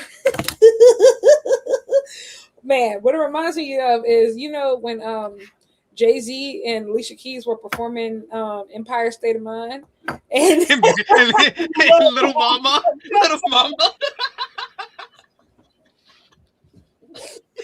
But I'll be honest, Tekla was definitely axed. It's not the same thing, for sure. It's not the same. But no, it was good to see her. I always love seeing women steal their dome appearances by any means necessary. Well, they put you on that card and not walk that ramp like it's the runway. I'm here for it. But no, that just really made me crack up. Like, because this is not a group project, y'all. Some of y'all barely supposed to be here. Next out was TMDK with Roye Uyawak's got blonde hair now. He went to the same stylist as Zack Sabre Jr. He looks good. And Yota Tsuji. Everybody got their blonde touched up. And I just want to know, is it like one barber everybody goes to? Like, they're just like, you know, I want to know, like, do y'all go to like one barber? Everybody shares some recommendations. Do you have like a color specialist that y'all all go to? If just like, no, everybody tell me. Or does Tanahashi, does he send y'all? Well, no, I'm gonna be honest. If I was Tanahashi, I wouldn't even share my stylist with the rest of y'all. But there has to be some type of middle ground. Like maybe that'll be like one of my expose pieces one time. My next time I go to Japan, I'm gonna get to the root of what y'all be doing with that head. Like, what y'all be doing with that hair. Like, I need to know. I'm going to get to the bottom of it. Don't worry. This is a great comment. D12 in the back of the Superman video. I was in the back. We got Harley Jackson making his dome debut at 45 years old. Shout out to him. I saw Harley Jackson grinding up and down the Japanese indies for so long. Like, you know, he's really wanted it. He wrestled in All Japan for a really long time. He would wrestle in New Japan whenever they would have him, even if they did play him in tournaments. Good for him, you know, especially like people from the Australian scene. It's always good to see them prosper, just because they don't get nearly as many opportunities when it comes to wrestling. And so good for him. Good for TMDK. I do think that it was a downgrade for Zach a bit to be on that side, but it was a downgrade for several people in that match. You got to think. The Knockout Brothers, they were so over when they came out. Like, I'm like, why are y'all in this match? Why don't y'all have your own match? Said, oh my God, this is exactly why y'all in purgatory right now, because Triple H found out about it. Oh my God. And that's what it is. I don't know. Maybe they sign, maybe they resign. I'm not sure if the company knows yet what they're going to do. Maybe that's why. But I will say, Zach and them winning the 6-man belts, it does make me think that they're less likely to win the tag belts tomorrow. Yeah. So maybe they are sticking around in Japan. I hope that they do. I think that they are a much better fit here than in like that other system. But it was just really weird. Shota was in the Dome main event last year and then no longer, stuffed in the Rambo. Hiroki Goto was, the world champion last year, and back to Bishop on duty. Yeah, you get next out Tiger Mask, Taguchi, and Makabe, and this is the 30th and final time for Tiger Mask in the Tokyo Dome because he's going to retire in June. So I don't know if they confirmed when he was going to retire until today, because that was the first time. They just said 2026. I'm also interested. Do they mean like this actual person, like the actual person behind Tiger Mask, or do they mean like the entire Tiger Mask character? No, I think they mean the V3 Tiger Mask. You know what? But and the reason why I asked that is because like, and I don't know, I forgot who I was talking to about this, but so much of the history has been lost over the years. I think with New Japan, to where the fans don't remember a lot of the history and I wonder if like characters like Tiger Mask, do people even remember the history of it? Do they know that this is something that is, passed down over, years on like, where it comes from. So that's really interesting. I'm interested because I'm also interested because if there is somebody new who's going to take over Tiger Mask, how do you present that, I think, to the audience so they learn the history behind this is a big deal. Does that make sense? Yeah, no, I get what you're coming from.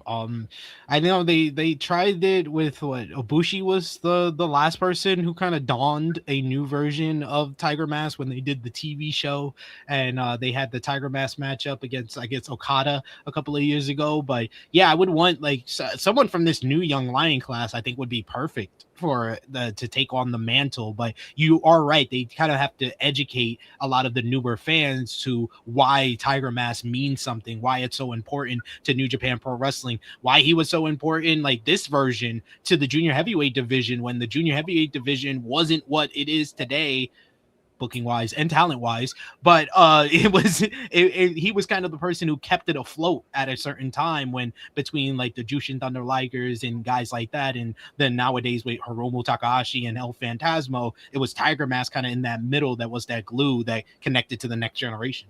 Absolutely. So we shall see. It's another, what is it? I think, if I'm not mistaken, I think that's the last character left in New Japan that still gets passed down.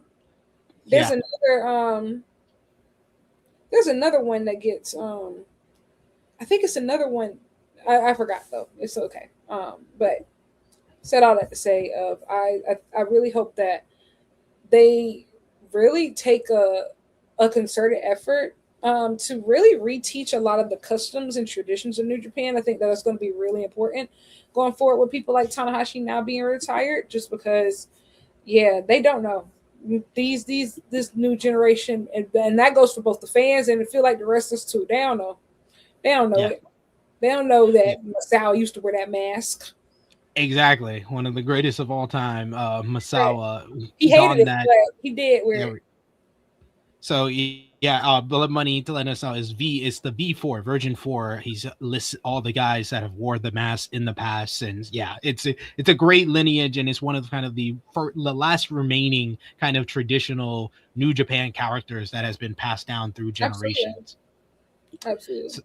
So right as Tiger Mask is making his entrance, Oyowa eliminates Oscar after he failed to eliminate Yuta. Like, he tried to clothesline Yuta over the top ropes a couple of times and then had to just throw out Oscar. And so the Bullet Club War Dogs were eliminated at that point. Next out was Bishamon and Bolton Oleg. Then you had out Ishii, Taiji, and Kojima, Team 150. Oleg hits the Kamikaze on Tiger Mask to eliminate his team. As Team 150 was entering the ring, you had a good exchange between Ishii and Bolton, with both men having their shoulders wrapped. It was a battle of the injured shoulders there. Then the last entrants were Yano, Yo, and Wato. And Yo came out full scary Yano mode. He's drinking. He's got blonde hair. He's got the full-on costume. He calls himself Tori Yono. Because that's totally smart and a great idea. And sure. I mean, I honestly, if Okada wasn't on the card, he probably would have dressed up as him. But, I went to the Tokyo Dome the year that he just, like, Yo was just, like, flat out dressed like a woman.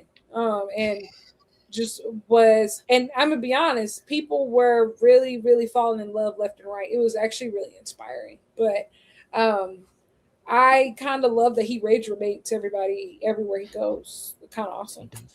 He does. So you get Yuya and Taichi, student versus teacher from the Just Four Guys days. They eliminate one another, taking out their two teams. Then we get Yo, who goes through all the Yano spots, the hair pull down, the yeah, and even the drop down and kick him in the ball spot. Then you got House of Torture do basically make the save for Sonata as after Yo's team made the save for him when he was about to get eliminated, but then Yo and Sonata eliminate each other, so both House of Torture and the champions are out of it, so we're guaranteed new champions. Comes down to TMDK versus Bishamon and Oleg, and Zach gets the win with the European clutch on Bolton to pick up the win. So TMDK are your new never openweight 6-man tag team champions. Hartley Jackson and Roye Uyawa getting their first championship gold in New Japan Pro Wrestling. Uyawa, who is one of the young guys that has really kind of represent the new generation for New Japan Pro Wrestling, been in some great matches throughout the past year. But Hartley Jackson, man, you got to give credit to Hartley Jackson. Like you said, he paid his dues on the independent scene in Japan, and then paid his dues as kind of the fall guy for TMDK for all this time, for the last like a year and a half, 2 years. He was the fall guy, and he's such a nice guy too. Like, you interact with him on social media or meet him in person, he is so humble. So he deserves this opportunity. 45 years old, making his Dome debut and winning gold in New Japan. Shout outs to Hartley Jackson and TMDK for winning the Rambo. Absolutely. And I'm a longtime Oiwa truther. Going back to his days on Excursion in Noah. I knew that my stocks would one day make me very rich, and here I am today. This is just the beginning. We are going to get that world title. I have a plan. We gripping. We gripping good. Next one was the match that I was looking forward to. You were looking forward to of the most of a lot of these matches on the card. It was Shuri versus Saya Kamatani for the IWGP Women's and Strong Women's Championships. Winner takes all. Saya Kamatani, Saya-sama. What an entrance. This entrance is just aura personified. It felt so great to see Shuri get a full-on entrance in the Tokyo Dome as well. They have a nice like filling out process early on, and then they just went right into like second, third gear, like a few minutes in. You get a crazy springboard dive to the floor by Saya, where she almost went into the front row, how far she jumped. Luckily, there was all those Stardom women outside. Shuri's strikes, I just put here, might be the best in the business. They just echo when she kicks you in the back, kicks you in the chest. It just echoes across the whole arena. We get an avalanche Hurricane Rana by Saya into a Northern Light suplex for 2, tornado kick by Saya. Then you get a Kimura suplex from the top rope, avalanche suplex into a Kimura by Shuri. She transitions into a double armbar, and Saya has to make it to the rope. She stretched the hell out of her. Saya flips out of a German suplex, lands on her feet. Then she does the schoolboy roll into a beautiful Blue Thunder Bomb for a 2 count. Shuri gets hit with the Star Crusher, but she's able to kick out. That gets a big reaction from the Tokyo fans. Then you get Shuri blocks the Star Crusher into a disarmor, but Saya gets out of it. Shuri catches her with a pump knee for a 2 count. Then she hits the Sayakai for another near fall. Saya reverses the electric chair into a Poison Rana. She gets a 2 count. They trade hard strikes. We get a close near fall on a Hurricane Rana pin by Saya. Then Shuri hits a German suplex and a roundhouse kick, and then a buzzsaw kick for 2. She hits a third buzzsaw kick, then hits her version of the One Wing Angel, and that's it. She gets the win. I thought this was a brilliant match. Like I said, just a couple of minutes in, they went full throttle. It was balls to the wall. It got just think under or just over 12 minutes. Yeah, I just checked Cage matches 12:09. Okay, so just over 12 minutes, but they made the most of that 12 minutes. To this point, this was the best match that I've seen on the card. A great match by these ladies who showed out. 1,000%. And I also, too, I think it was just like, it was focused. And I think that everything else, like before this, kind of really felt like chaos or just like, just meaningless. And so it just felt very focused. It felt like it meant something. And they were really good at that, of being able to do that in such a short amount of time on the card. Absolutely. Absolutely agree with you, but this was a shocker for me personally because I was like, they're gonna make Saya the Triple Crown. She's gonna be the Triple Crown champion. She's gonna get what she wants. She wants a contract with New Japan Pro Wrestling. They talked about that on commentary, but a lot of people are thinking that this is gonna be the start of her downfall. We got a super chat donation here from Michael Allen Lewis. Says, which downfall is more imminent, Mercedes or Saya? I don't know, but I think the fact that the two, in my opinion, the two biggest names in women's wrestling today are experiencing them simultaneously is interesting, and we should all keep an eye on it. Agreed. We got another one here from Tenruza. Thank you so much, Michael Allen Lewis, for that one. Tenruza saying, dual AEW NJPW contracts for Bailey Nakamura, please. Why would we do that? Yeah, I don't know. Y'all. Man, I was about to say something crazy. We talking about dual contracts. First of all, let's talk about single. You want? It's like, what you talking about, cut? We got another super chat donation from Michael Allen Lewis who says, didn't love hearing Saya was hurt from the Dream Queendom match. Why did they have that so close to Wrestle Kingdom? Well, they always have Dream Queendom the same fight week. That's fight week. And also, too, just like Dream Queendom is her actual job. Yeah. If she don't do nothing else, she has to work Dream Queendom. This, even as prestigious as the Tokyo Dome is, this is extra. This is like a bonus on top of like your actual duties. This is, and don't get me wrong, nobody wants anybody to get hurt, and so I really do hope that she rests up and recover. I saw that at her post-match comment, she said that she will be taken off January and then she'll return in February, which I think is totally understandable. But I also think Mercedes is about to do that. So, like I said, there's so many interesting that this is all happening to them around the same time of just, I think also too of when you're carrying so much on your shoulders, eventually the bill does come due in the sense of like your body or your mind needing some time away, needing space and stuff, which is completely valid. But yeah, this is also just this is the price of being the top level worker that I think that she believes that she is, and that I think the world believes that she is. So yes, sometimes you're gonna have a crazy schedule. Yes.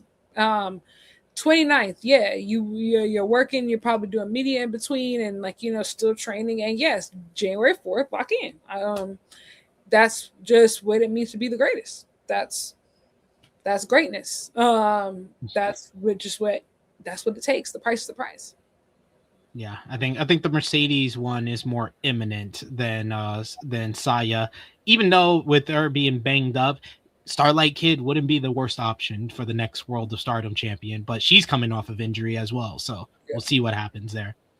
Yeah. Next matchup was the aforementioned 10-man tag team matchup. Unaffiliated War Dogs, David Finlay, Gabe Kidd, Shingo Takagi, Drilla Moloney, and Hiromu Takahashi versus United Empire, Callum Newman, the Great Okan, Henare, Andrade El Ídolo, and X was none other than Jake Lee, making his return to New Japan Pro Wrestling for the first time in a year and a half. You got a great exchange between Andrade and Gabe early on. Same with Henare and Shingo. They were straight up never open weight matchup, basically. The best dynamic in this matchup was Finlay and Hiromu. I felt like they brought it.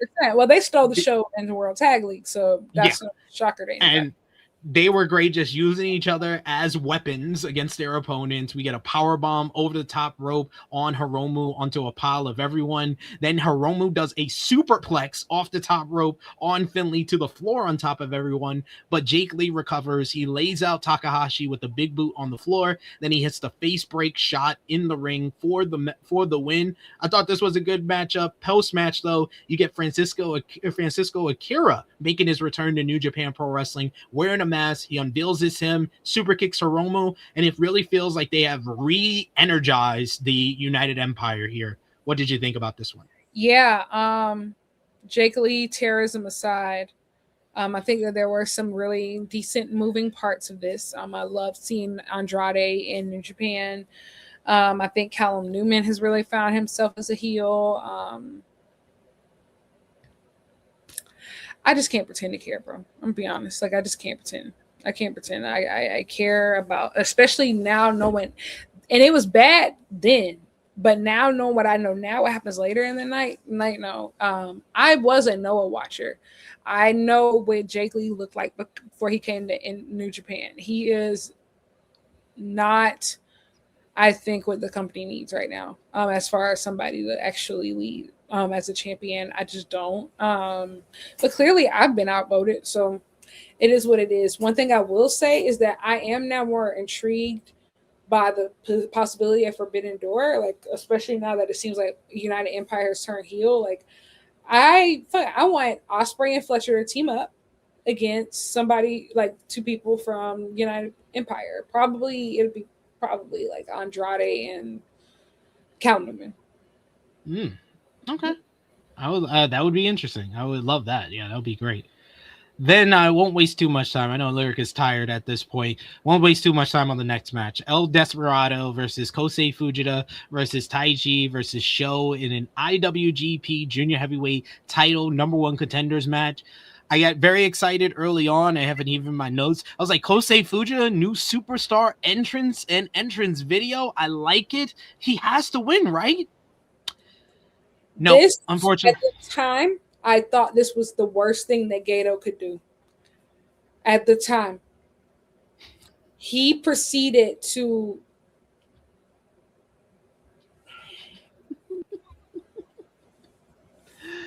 So yeah, this match became House of Torture interference, and then Kukai, Robbie Eagles, Robbie X, the Robbies, the tag team partners of the Babyfaces, they came out to even the odds. Sho hits Fujita with a pan, and then he goes for Shock Arrow. He hits it, but then Despy breaks it up. He then gives him a Tiger Driver, and then the Pinche Loco for the win. El Desperado, just the guy that's been in the IWGP World Junior Heavyweight title scene for the last 5 years, is the #1 contender to face Doki for the gold. Because yeah, sure, we've never seen that before. Yeah, who needs? Yeah. We need no. We don't need new stars. We don't need any new people in the junior division. In fact, we really don't need a junior division, because if we did, we'd have like a junior title match on the biggest card of the on the biggest card of the year. And Kosei Fujita, yeah, he's up next. He's been up next since 2021, but and he already won Best Super Junior, so we still haven't let him win anything. But yeah, no, we don't need that. We don't need that. What's the point, bro?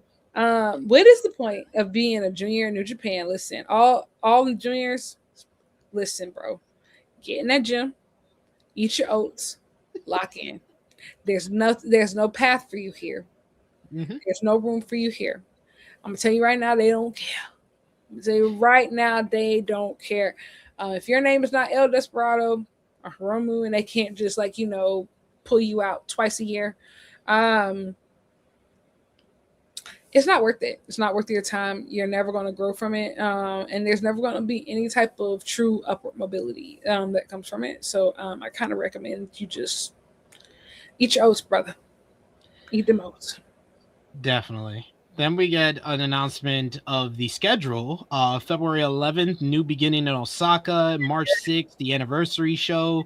March 20th and 21st is New Japan Cup. I believe either the start or that's the finals. Sakura Genesis on April 4th. April 25th, Wrestling Red Zone in Hiroshima. Dentaku is May 3rd and 4th. June 7th is the Best of Super Junior final. June 14th, Dominion. But the big announcements was the U.S. shows, where they're going to have the G1 in the USA for the first time in 6 years. Yep. It's going to be at the Now Arena in Chicago, Illinois. That is the arena where AEW World's End just happened in, the famous arena where the first All In was took place in 2018. And the Despy Invitational during WrestleMania week. New Japan back during WrestleMania week, and they're going to have the Despy Invitational, one of the most popular shows from 2025. Despy booking his own show, and it's going to be in the U.S. this year. And then the G1 final is on August 13th and 14th. What did you think about this announcement here? Are you going to the G1 in the U.S.? I'm going to go to G1. Be real. Come on. My bad. And I felt so, and honestly, I think this is also, Gato, again, your lashings. I'm coming off this number one contenders title match, right? And I'm like mid-tweet saying nasty, awful. I mean, just, I'm saying like these crazy things, right? And then suddenly they dangled I saw G1 Climax USA. I said, oh shit, here we go again. Cause no. I'm gonna be honest. Yes, am I easily influenced? Absolutely, I am. I give a lot to this company. Okay, like New Japan, I do. I make a point to go to at least one New Japan show in person per year. Typically more than that. These last 2 years, I have been at Windy City Riot. These last 2 years, and I can confirm that is typically the best American crowd that New Japan has every year. Is typically the best American show they do every year. So them just kind of like reconfiguring like that concept into, we just want to give them a G1. Okay, well, fine. I'll come, and especially if you're kicking it off in like I'm not sure if it'll be the first match or what, but you're kicking this off in the US. It tells me that you plan to have like some really big names coming, and I want Swerve. I want Swerve. Okay. That is my big swing. I want Swerve. I think that if anybody hasn't noticed, all of AEW's top guys or potential top guys have already done G1. Everybody except for Swerve and Kyle Fletcher. Everybody else. Hangman Page has. Kenny Omega has. Well, MJF hasn't, but MJF is interesting. But so many of these top guys. Well, Ospreay has. Like the Bucks have. So yes, I want Swerve to do it. There we go. There we go. That's your pitch. I'll go with Fletcher. I want Kyle Fletcher to do it as well. I wanted Kyle Fletcher to do it like back in Aussie Open days. But yeah, that's my pitch. But I think that G1 Climax being in USA, it means that they have no choice but to really put some effort into it. So yeah, that's unfortunately they got me. Fine, I'll go derogatory. All right, so we're going to finish off with these two big matches at the end of the show. And the biggest surprise of the whole entire show is that Evil versus Aaron Wolf for the Never Openweight Championship was one of the best matches on the entire card. Because you knew from the start, you knew from the entrances how special this was going to be. Like, we talked about it on the prediction that this Tokyo Dome crowd was going to be into it. But I didn't expect it like this, where the entrances. Yeah. Wolf is like a real celebrity. Yeah. But also, too, it's like about, that's what I think that New Japan does so well of when they do things right. They were able to make a moment. It very reminiscent kind of like of Kenny versus Gabe last year, right? Of like from the entrances alone and snatching off the pants, revealing the logo of just like, fan service, non-stop. You're getting slapped in the face over and over again. That's how it feels, right? When you're in one of those matches, you're getting slapped in the face over and over again. You can't breathe because this entrance is crazy, and then Evil come out. His entrance is crazy. He gets the live guitar performance for the second year in a row. I was like, Evil brings out the aura in the Tokyo Dome. He's just different. He climbs in the ring. Then you have to think, and then Aaron Wolf, every time he does anything, going crazy. So it's like getting slapped in the face over and over again with love. Slapped in the face over and But, over but and like over. you said, he got this huge reaction. He comes out in the judo gear and he tears it off to reveal he's wearing young lion all black gear with the shaved head, and he just comes out, gets this big ovation. But like you said, like the first judo throw he does, big pop. He starts judo throwing the entire house except for Finlay. He gets big pop for each and every one of them. Then of course you get the heat. You get Evil with the powder to the eyes. Then he puts him in the darkness scorpion. He makes it to the rope. Then Wolf busts out a big power slam, and I'm like, I wrote in my notes, this kid has something. He has something here. Then he bust out the Olympic slam. I was like, oh, we got it. We got one. And we at that got one point, here. I realized of just, bro, less is more. Less is more. Yes. Judo throws, Olympic slam. That's all he needs to execute right now. But then he does the slam, and then he goes to the top. You hear the hush. Everybody's like, oh, what is he doing? He goes to the top. Frog splash. They say he can fly. And honestly, was that a frog splash or was it supposed to be his version of a high five flow? Could have been that. Yeah. Could have been his version. You could say that.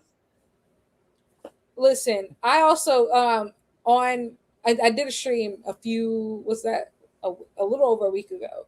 I was talking to somebody about Tanahashi's retirement, and they were like, he's not. I don't think he's actually going to stay out of the ring. I don't think he's going to stay out of the ring. I think that he's going to come back. And I never really thought about it. Because I try to take wrestlers at face value, especially the people who have like these formal retirement tours. Like I think it's different. Like if you didn't like formally have 46,000 people leave their homes for you. But I thought about it some more, and I was like, this is it. If Tanahashi comes out of retirement, it will be for this match, for Aaron Wolf. That's it. Like that's it. That's the only way that I think he would tempt it, or even attempt to undo that beautiful bow that was just placed on the ending of his career. He would do it. I think maybe that's a possibility. So Dick, Show get involved, then Yano, Wato, and Yo try to fight back, but the house outnumbers them. Finlay tosses a table at Wolf's head.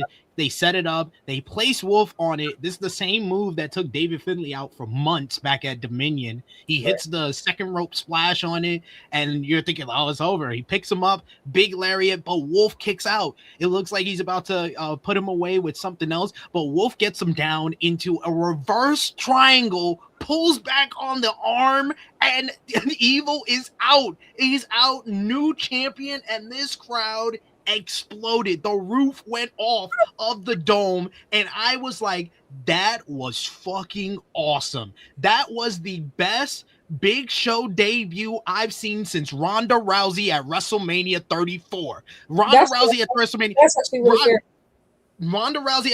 34, I was live in the building for that. That was an outer body experience, and I guarantee you some people had an outer body experience seeing Aaron Wolf. And I put up on Twitter, the judo beast who transitions into professional wrestling is just different. It's just different. They get it. They get it instantly. Listen, Enochiism lives. But no, I think he looked great. And I think that Evil, I'll say I'm a big Evil hater. I'm a big House of Torture hater, but this was the right match, right opponent. I think he came out of it looking like an absolute star. And I think the possibilities are endless because he's only going to become a better wrestler. This is just night one. It's crazy thinking he's already a champion, but this is night one. And he's now going to be like a spectacle and an attraction. And I'm just really excited. I think that he looked really good. And I honestly, it's funny because like when I interviewed him, he was like, yeah, figuring out like the costume and everything it's his own like struggle.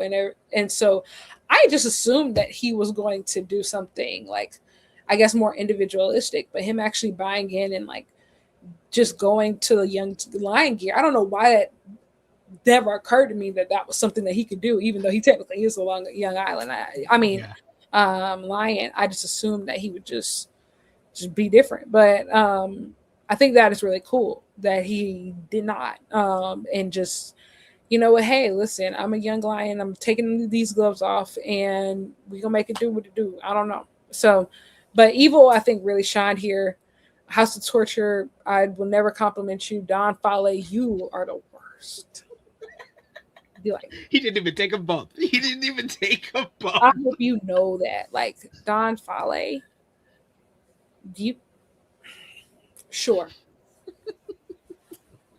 We got over 3,700 of you watching. If you haven't already, drop a thumbs up, share the video. There's only one more match to go, so Lyra can get some sleep. All of you can get some sleep, and you can talk about Wrestle Kingdom a little bit later on. But all that's left is the world title and global title winner takes all matchup. Before that, though, we should mention Fightful Select, the best $6 in the game. Go and subscribe. We even had some breaking news throughout Wrestle Kingdom, as John Rossap on Fightful Select reported that Evil's contract with New Japan Pro Wrestling is coming up, and he is trying to explore some options outside of NJPW. So is this the end of Evil in New Japan Pro Wrestling?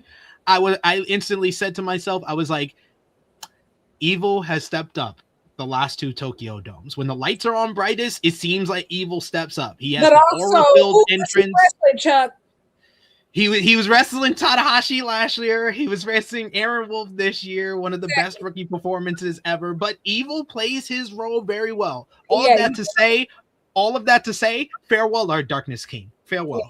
Yes, they need you over there. Say hey to Tonga in there for me.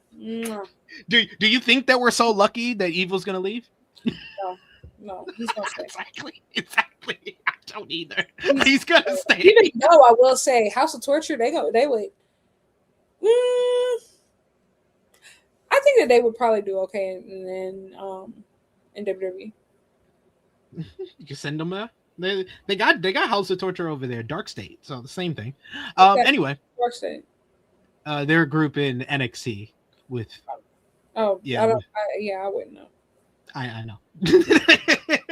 We got finally Konosuke Takeshita, Yota Tsuji, IWGP World Heavyweight, IWGP Global Heavyweight Championship double title matchup. Big time superstar entrances for both men, but especially Takeshita. That entrance video, just how epic it feels with the drawn out, and he showed the video with him and Tanahashi, him winning the G1, him winning the title. Takeshita wearing the red bow around his arm in tribute to his mentor Shinsuke Nakamura.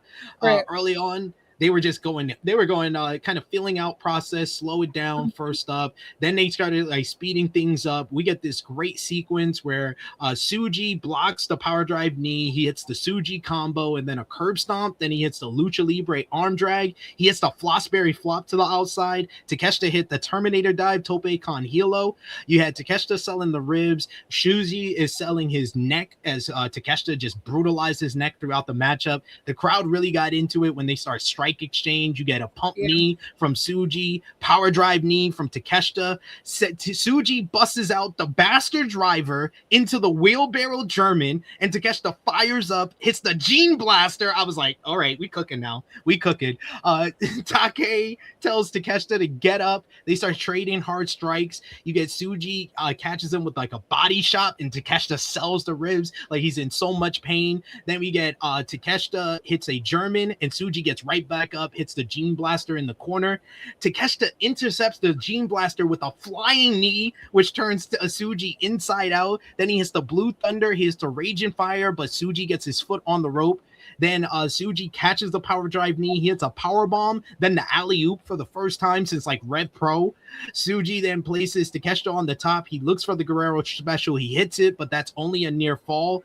Then when he goes for the Morrow Clash, but Tsuji Takeshita breaks it up. He hits an avalanche Blue Thunder bomb. He hits the power drive knee, 2 count on both of those. I was like, this is fantastic. I'm loving every minute of this at this point. Exactly. Tsuji blocks the power drive knee, hits him with the headbutt. Then we get this intense face-to-face. They go head-to-head, and they're smiling / grimacing at the same time. They both fire up. They go into the corner, and it's a gunslinger battle where they both go for their finish, the power drive knee, but Takeshita gets caught by Tsuji's Gene Blaster. Nasty Gene Blaster, too. When I tell you, Lyric, I got on my feet when Tsuji puts on the Boston Crab. I'm like, I'm on my feet. Let's go. Let's go. I say, yeah, brother. This is the life that we was meant to live in, Big Shin Mahan. Okay, when that IWGP championship is on the line, this is how we should be wrestling. They had my girl at some point wrestling. Matt Riddle was coming up and through our walls. Okay. Nick Nemeth was walking up and down our walls. He puts on the Boston Crab, he wrenches back, and Takeshita finally taps out. And new IWGP World Heavyweight Champion, double champion, global heavyweight champion, Yota-Tsuji. I was like, what a fucking match. When it comes to storytelling, intense in-ring action, this was near perfection itself, like the main event was. Absolutely. It was slow from the beginning, but like I said, it goes back to kind of like what I was saying about Okada. It's just that when you have like a longer match, I'm all for pacing, and I think like that was a comfortable pace for both of them. And I think also too of just everybody just looked really good. I think that Takeshita and Tsuji have always had great chemistry. We saw that in the G1 back in 2024 from both of the matches that they had, but they've really put it all together ever since then. And I think like this is the strongest that Yota-Tsuji specifically has really looked since he came back from excursion. Yeah, that first absolutely. night. Strong, yeah. I was like, all right, he's like that. He was locked in here. Both guys, excellent performance, outstanding matchup, outstanding semi-main event. However, the Tsuji celebration speech gets cut short as Jake Lee attacks him from behind. He hits the FBS to lay out Tsuji, and he basically is going to be the first challenger for Yota-Tsuji, our new double champion. This couldn't have waited for a New Year's Dash, Gato. Oh, I'm sure. Yeah, that is how they crowned the new champion, the new top guy is by Jake Lee attacking him from behind. I guess I wished this upon myself, didn't I? Yeah, because that totally makes sense. Yeah, my guy, I've hitched my wagon to Yota-Tsuji, and he just couldn't get his time in the sun. He had to prove that he is Tetsuya Naito's student. Jake Lee playing the role of Kenta from 2020. Jesus, now that's nightmare fuel for you. But yes, that is it. That is all we wrote from Wrestle Kingdom 20. Any final thoughts, any final words for what was an amazing show full of ups and downs, an emotional roller coaster? And I had such a great time talking about it with you, Lyric. I know how much of a fan you are, how knowledgeable you are about it. So it's been great talking to you about it. But any final words you got? Thank you so much. This was really fun. I really enjoyed it. I just am about to pass out because I've been awake for a very, very, very, very long time. And I stayed up all last night too, trying to train myself to like be ready for this moment like it was going to make it better. It has not. And I think I ran out of coffee and I accidentally threw my cup out. And I'm oversharing. That's how I know. I'm delirious. That's how I know. I'm delirious. Anyway, thank you so much for having me. You can follow me at Lyric Wrestling on Instagram and Twitter, and you can follow subscribe on YouTube at Lyric Swinton. Yeah, I should have some stuff coming out soon. Once I actually write it, because I need to sleep. I actually really do need to sleep. But this was so much fun. I love professional wrestling. This is year 20 for me as a fan. I can't imagine kicking it off any place else. I'm gonna be honest, I've been terrible this year because typically I'm always all over like all the Japan matches and from like the beginning of the year. I have watched nothing else so far this year. I was just so consumed by Wrestle Kingdom, specifically this entire retirement. I really couldn't focus on like any of those other shows, so I'm going to try to like circle back with like those shows from like the first 3 days of the year, and really I'm going to try to circle back. I just couldn't take it, y'all. I couldn't. I tried to watch Collision today for real. I said, listen, I didn't even do that. I still have to do that. Privacy. I said, give me my privacy. I am in mourning. Okay, I can't. You should. I can't do it. I'm in mourning. I'm in a constant state of mourning, and Yeah. So yeah, but I love professional wrestling. It made me feel really good, and it's also it made me really happy to see Tanahashi happy, and enjoy his retirement the way that he did. Like, because like I said, I know people be like, oh well, wrestlers have poker faces. You can tell when somebody don't like something, bro. Like it's just that boo boo face be real. And we don't do that here. One last thing before we go, Ten Ruza with a super chat donation. Thank you so much. He says for later in the show, predictions for New Year's Dash. Just do the main event. Who you think is gonna win? Knockout Brothers versus TMDK IWGP World Tag Team Championships. I think maybe the Knockout Brothers now. Yeah. I think the Knockout Brothers win. I think that we're probably going to get United Empire versus unaffiliated War Dogs following the post match to the winner take all matchup. So, yeah, I wouldn't be shocked if Takeshita and Tsuji end up teaming up. I would like that. That would be cool. That would be cool. That'd be really cool. Probably against Callum or against Andrade and Jake Lee, maybe. Ooh, I mean, not minus the Jake Lee part, but I mean, Andrade, everybody else can cook.